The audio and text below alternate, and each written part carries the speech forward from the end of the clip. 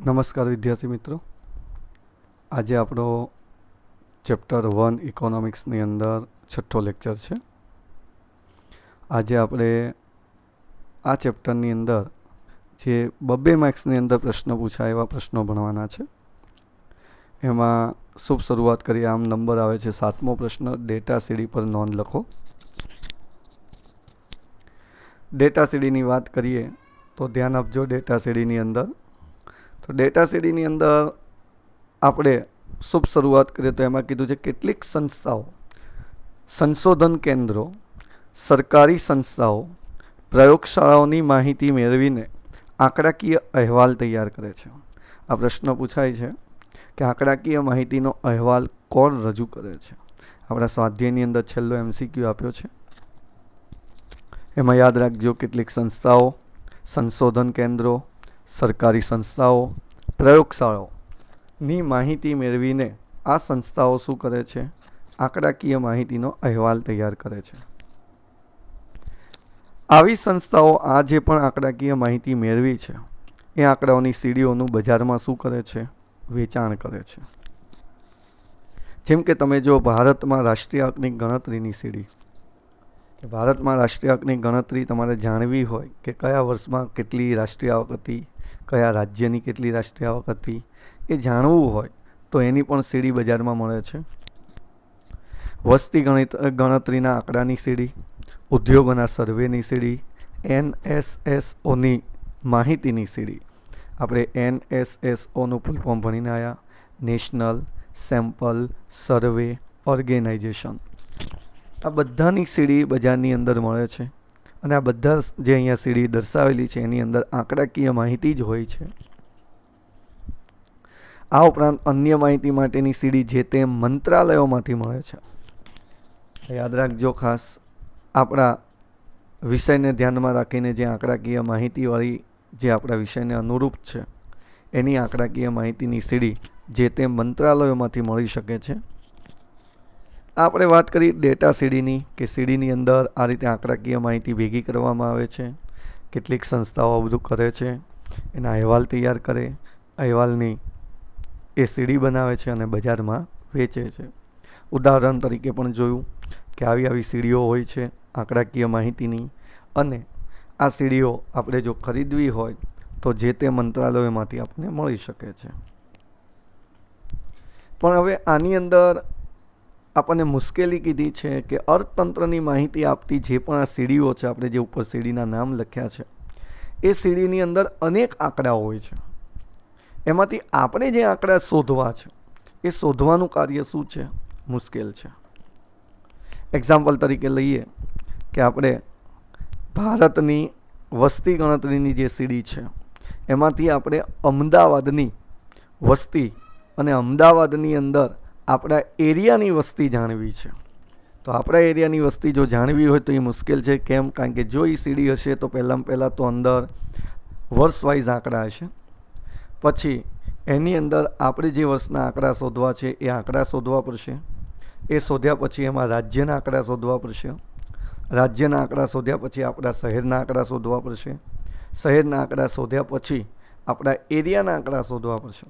અને એ શોધ્યા પછી એમાં પાછા 2 વર્ગ પડે કે પુરુષની વસ્તી કેટલી છે, સ્ત્રીની વસ્તી કેટલી છે.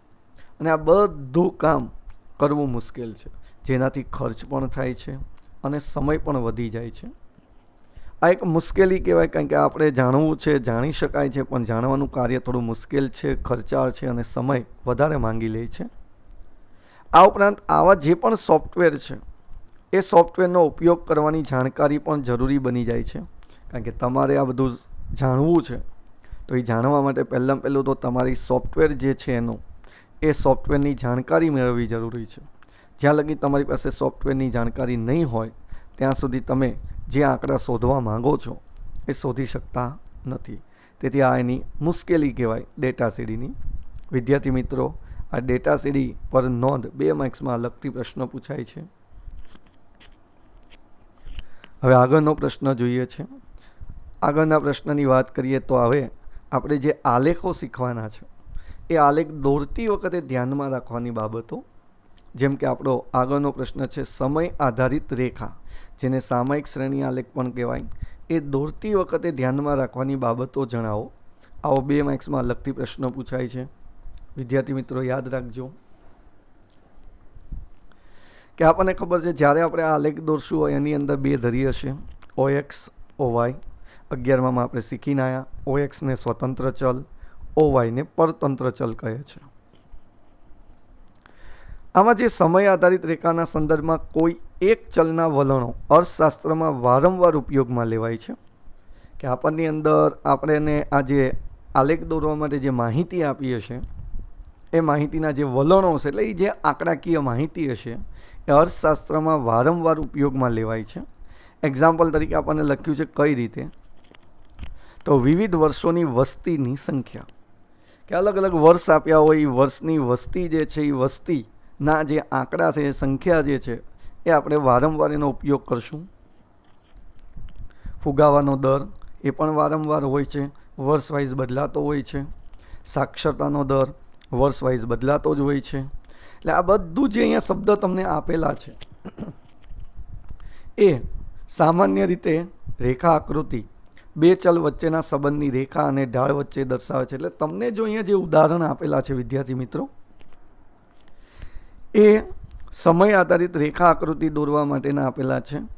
અને આ ઉપરાંત એક શબ્દ એવો પણ કીધો છે કે રેખા આકૃતિ જ્યારે પણ દોરો છો એ રેખા આકૃતિ જે પણ બનશે દોરીને એ 2 ચલ કયા કયા, તો સ્વતંત્ર ચલ, પરતંત્ર ચલ, એ બંને વચ્ચેનો સંબંધની રેખા અને તેનો ઢાળ દર્શાવે છે. યાદ રાખજો ખાસ કે સામાન્ય રીતે રેખા આકૃતિ શું દર્શાવે છે, તો 2 ચલ વચ્ચેના સંબંધની રેખા અને એનો ઢાળ દર્શાવે છે. 1 માર્ક્સનો પ્રશ્ન બની ગયો છે. આ 2 માર્ક્સમાં જ પ્રશ્ન પૂછાય છે વિદ્યાર્થી મિત્રો, પણ પૂછાવાના ચાન્સીસ ઓછા છે. પણ આ દોરતી વખતે ધ્યાનમાં રાખવાની બાબતો છે એટલે આપણે સમજવું જરૂરી છે.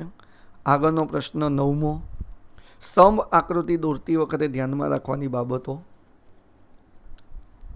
તો સ્તંભ આકૃતિ તો તમે નાના ધોરણથી જ દોરતા શીખીને આવ્યા છો. એની વાત કરીએ તો એની અંદર પણ આપણને એવું કંઈક કીધું છે કે સ્તંભ આકૃતિ કોઈ એક આધારનું મૂલ્ય દર્શાવે છે. એમાં કોઈ એક આધાર હોય છે જેનું આ મૂલ્ય છે. જેમ કે તમે જો એક્સ ધરી ઉપર આપણે આવું કંઈક લખતા હોઈએ છીએ, સમયગાળો, સ્થળ, પ્રદેશ વગેરે, એનું એ આધાર છે જેના ઉપર આપણે સ્તંભ દોરવાના હોય છે. સ્તંભ આકૃતિ દ્વારા ચલના મૂલ્યની સરખામણી આકર્ષક રીતે રજૂ કરી શકાય છે. એક્ઝામ્પલ તરીકે આપણે આગળ પણ તમને કીધું હતું કે તમે જો મેચ જોઈ હોય તો મેચની અંદર તમને આવો સ્તંભાલેખ દોરેલો હોય છે અને એ સ્તંભાલેખમાંથી આપણે જોઈ શકીએ કઈ ઓવરમાં કેટલા રન માર્યા છે, કઈ ઓવરમાં વધુ રન થયા છે, કઈ ઓવરમાં ઓછા રન થયા છે. તો અહીંયા સરખામણી જે છે એ આકર્ષક રીતે આપણે રજૂ કરી શકીએ છીએ. દરેક સ્તંભની પહોળાઈ સરખી હોય છે, લંબાઈ સરખી હોતી નથી. આ ઉપરાંત 2 સ્તંભ વચ્ચેનો ગાળો પણ કેવો રાખવો જરૂરી છે, સરખો. કે એક સ્તંભ તમે દોર્યો, એ સ્તંભ દોર્યા પછી તમે 1 સેન્ટીમીટરનું અંતર છોડ્યું અને બીજો સ્તંભ દોર્યો, પછી ત્રીજો સ્તંભ જ્યારે દોરો છો ત્યારે પણ ત્યાં વિદ્યાર્થી મિત્રો 1 સેન્ટીમીટરનું અંતર જ છોડવું પડે છે. અને સામાન્ય રીતે આ સ્તંભ ક્યાં દોરવામાં આવે છે, તો એક્સ ધરી ઉપર. યાદ રાખજો વિદ્યાર્થી મિત્રો, સ્તંભ ક્યાં દોરાય, એક્સ ધરી ઉપર. ફરીથી યાદ રાખજો, આ 2 પ્રશ્ન આપણા થયા સમય આધારિત રેખા આકૃતિ દોરતી વખતે, સ્તંભ આકૃતિ દોરતી વખતે ધ્યાનમાં રાખવાની બાબતો છે. આગળના પ્રશ્નની વાત કરીએ તો આગળનો પ્રશ્ન સેમ એવો જ છે. પાસેનો સ્તંભ આકૃતિ દોરતી વખતે ધ્યાનમાં રાખવાની બાબતો. આ એક યાદ રાખજો વિદ્યાર્થી મિત્રો, આપણે જે આલેખ દોરવાના છે એ દોરતી વખતે ધ્યાનમાં રાખવાની બાબતો કીધેલી છે. આગળ જોઈએ એની અંદર કે પાસેની સ્તંભ આકૃતિમાં કોઈ એક આધાર પર કોઈ એક ચલનું એક કરતાં વધુ મૂલ્ય દર્શાવવામાં આવે છે. કારણ કે એક આધાર હોય અને એના ઉપર તમે જો એક કરતાં વધુ મૂલ્ય હોય, કારણ કે પાસેમાં સ્તંભ 2 અથવા 2 કરતાં વધારે હોય છે, એટલે એક કે એની કરતાં વધુ મૂલ્ય દર્શાવાય છે. આ દરેક વર્ગો માટે જુદા જુદા સ્તંભ દોરવામાં આવે છે. જેમ કે આપણે 1951માં વસ્તીનો આલેખ હોય તો વસ્તીના આલેખની અંદર સ્ત્રી અને પુરુષ હોય તો સ્ત્રીનો આલેખ દોરાય અને સ્તંભનો આલેખ દોરાય. તો અહીંયા 2 સ્તંભ બને છે. જેમ કે તમે જો ઉદાહરણ તરીકે લખ્યું જન્મદર, મૃત્યુદર, સ્ત્રી પુરુષનું પ્રમાણ, આયાત નિકાસનું પ્રમાણ, તો અહીંયા જેનો સ્તંભ કીધો હોય એનો સ્તંભ, એટલે બાજુમાં જન્મદરનો સ્તંભ હોય તો સામે બાજુમાં મૃત્યુદર હોય, સ્ત્રીનો સ્તંભ હોય તો બાજુમાં પુરુષનો સ્તંભ હોય, આયાતનો સ્તંભ હોય તો બાજુમાં નિકાસનો સ્તંભ હોય. હવે અહીંયા બબ્બે સ્તંભ તમે દોરો છો વિદ્યાર્થી મિત્રો, અથવા કદાચ કોઈ એવી માહિતી હોય એમાં 3 સ્તંભ દોરવાના આવે, પણ આ 3 સ્તંભની અંદર કયો સ્તંભ શેનો છે એ જાણવા અને એ સ્તંભને આકર્ષક બનાવવા માટે અલગ અલગ રંગ, શેડ કે ડિઝાઇન કરવામાં આવે છે, જેના કારણે વિદ્યાર્થી મિત્રો આપણને ખબર પડે કે પ્રથમ સ્તંભ દોરેલો છે એ આ રંગનો છે અને એ સ્તંભ એ આની માહિતીનો દર્શાવે છે, બીજો સ્તંભ આ રંગનો છે એ આની માહિતી દર્શાવે છે. એ વિદ્યાર્થી મિત્રો આ શેડ કે રંગ કે ડિઝાઇન કરવાથી અલગ અલગ કરી શકાય છે. આગળનો પ્રશ્ન જોઈએ તો આગળનો પ્રશ્ન કીધો છે વિભાજિત સ્તંભ આકૃતિ દોરતી વખતે ધ્યાનમાં રાખવાની બાબતો. આ વિભાજિત સ્તંભ આકૃતિ છે શું? તો વિભાજિત સ્તંભ આકૃતિ એટલે એક જાતનો સ્તંભ જ, પણ એ સ્તંભની અંદર પાછા વિભાજિત એટલે ભાગ પડશે, કે એક સ્તંભ દોર્યો તો એની અંદર 2 અથવા 3 અથવા 4 ભાગ પડે, અને એ ભાગ પડે ત્યારે એને દોરતી વખતે પણ ધ્યાનમાં રાખવાની બાબતો કીધી છે. એમાં આપણને એવું કીધું છે કે જ્યારે સ્તંભ આકૃતિના દરેક સ્તંભના મૂલ્યને 1 થી વધુ વખત પેટા વિભાગમાં વહેંચવામાં આવે ત્યારે એને વિભાજિત સ્તંભ આકૃતિ કહે છે. અહીંયા વ્યાખ્યા આપણને આપી છે વિભાજિત સ્તંભ આકૃતિ એટલે શું, કે જ્યારે સ્તંભ આકૃતિના દરેક સ્તંભના મૂલ્યને 1 થી વધુ વખત, કારણ કે સ્તંભ એક જ હોય પણ એની અંદર વધુ વખત પેટા વિભાગમાં વહેંચવામાં આવે, એટલે કે 2, 3, 4, તો એને વિભાજિત સ્તંભ આકૃતિ કહે છે. અને સ્તંભના પેટા વિભાગોને પણ અહીંયા જુદા જુદા રંગ અથવા શેડથી આકર્ષિત કરવામાં આવે છે, અને દરેક વિભાગની અંદર આંક લખવામાં આવે છે. ધારો કે તમે 100નો સ્તંભ દોરેલો છે, એ 100ના સ્તંભની અંદર તમને 2 ભાગ આપેલા છે, ગ્રામીણ અને શહેરી. તો ગ્રામીણ કેટલો સ્તંભ છે અને શહેરી કેટલો સ્તંભ છે? તો ધારો કે આપણને કીધી છે તો ગ્રામીણની વસ્તી આપી છે 30% અને શહેરની ધારો કે આપી છે 70%, અથવા ગ્રામીણની 70% આપી છે અને શહેરની 30% આપી છે. તો જેની જે વસ્તી આપી છે એટલો એનો સ્તંભ જે છે એમાં લખવી પડે આંકડાકીય માહિતી, જેના કારણે ખબર પડે કે ધારો કે ગ્રામીણની 70 આપી છે તો 70 લખો એટલે આપણને ખબર પડે કે આ 70 જે છે એ ગ્રામીણની વસ્તી દર્શાવે છે અને 30 લખી છે એ શહેરની દર્શાવે છે. વિદ્યાર્થી મિત્રો, છેલ્લા પ્રશ્નની વાત કરીએ તો વૃત્તાંશ આકૃતિ દોરતી વખતે ધ્યાનમાં રાખવાની બાબતો જણાવો. આ આપણો 5મો આલેખ આવશે. આપણે આગળ કીધું એમ સમય આધારિત, બીજો સ્તંભાલેખ, ત્રીજો આપણે પાસપાસે, ચોથો વિભાજિત અને 5મો વૃત્તાંશ. આ 5 જાતના આલેખ આપણે શીખવાના છે. એની અંદરથી એક આલેખ આપણને ફરજિયાત પૂછે છે બોર્ડમાં. એની વાત કરીએ તો એમાં આપણને 1 માર્ક્સની વ્યાખ્યા આપી છે. વૃત્તાંશ એટલે વર્તુળનો અંશ. 11મા ધોરણમાં પહેલા ચેપ્ટરમાં હતો જ કે વર્તુળ દોરવાનું આવે છે, અને એ વર્તુળ શેનાથી આપણે દોરશું તો એની અંદર ઉપયોગ કરવાનો છે. તો આ યાદ રાખજો વિદ્યાર્થી મિત્રો, ત્યાં આપણે પરિકરનો ઉપયોગ કરવાનો નથી. બજારની અંદર આ વૃત્તાંશ દોરવા માટે એક સર્કલ માસ્ટર આવે છે, એનો જ ઉપયોગ કરવો પડશે. હવે એની વાત કરીએ તો હજી આપણને બીજા એના શબ્દ આપ્યા કે કુલ માહિતીના પેટા વિભાગોને, કે આપણને જે માહિતી આપી હશે એમાં પાછા જે પેટા વિભાગો હોય, પેટા વિભાગોને વર્તુળના અંશના પ્રમાણમાં જ્યારે દર્શાવવામાં આવે છે ત્યારે તે વૃત્તાંશ આકૃતિ છે. કે આપણને કુલ માહિતી આપેલી હોય અને કુલ માહિતીમાંથી પાછા ભાગ પાડ્યા હોય, અને એ જે ભાગ પાડ્યા છે એ ભાગને આપણે જ્યારે વર્તુળમાં દર્શાવીએ છીએ અંશ સ્વરૂપે, અને આપણને ખબર અંશ આવે એટલે યાદ કરી લેવાનું 360. તો આ અંશ સ્વરૂપે જે દર્શાવીએ છીએ એને પણ વૃત્તાંશ આકૃતિ કહી શકાય. જ્યારે માહિતી વિભાજિત સ્તંભ આકૃતિ દ્વારા દોરાય છે તેવી જ માહિતી વૃત્તાંશ આકૃતિ દ્વારા પણ દોરી શકાય છે.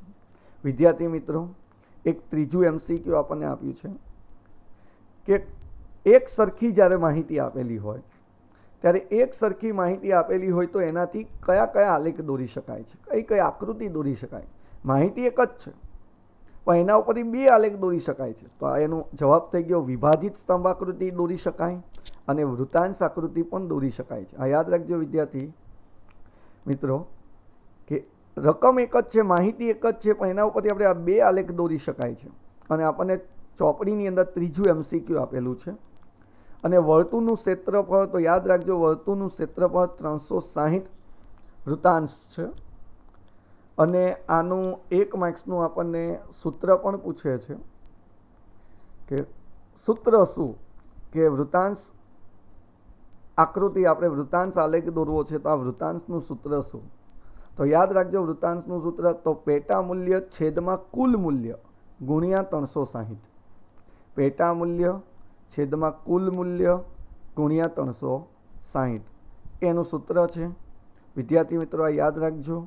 શાંતિથી હવે આનું તમને જે PDF મળેલી છે એમાંથી એનો અભ્યાસ કરી નાખો. અને કોઈ એવી સમસ્યા હોય, મુશ્કેલી હોય તો કોલ કરીને એનું નિવારણ કરવા વિનંતી. નમસ્કાર વિદ્યાર્થી મિત્રો.